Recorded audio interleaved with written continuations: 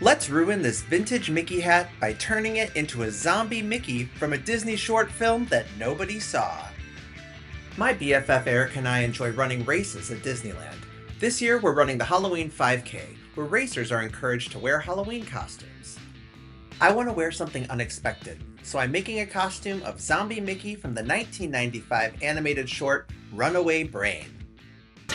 For the first time in years, Disney's biggest star I'm back in business. is back in theaters. Mickey Mouse in Runaway Brain. The short film wasn't well reviewed, but on this one, I'm more style over substance, so I'm going to do it anyway. I bought this old vintage Mickey hat off eBay. It's scratched up, but we're going to paint it anyway, so who cares? Now, I have no idea what kind of paint I'm supposed to use for this, but I'm cheap and I have acrylic handy, so I'm going to say a prayer and hope for the best. This might be bad. It looks bad, but hopefully with a couple other coats it'll look good. It looks more like when the old neighbor lady comes outside, she's got the curlers in her hair and she's got like the blue face mask on and the cucumbers over her eyes.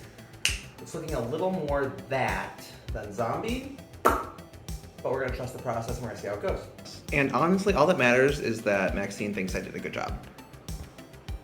Good job, Mike. Okay, so I did a few more layers of paint, and I'm liking the blue skin tone. Now I just need to carefully start painting in the yellows for the backs of the eyes. But thankfully, I have the hang of it now, so there's no way I can mess this up.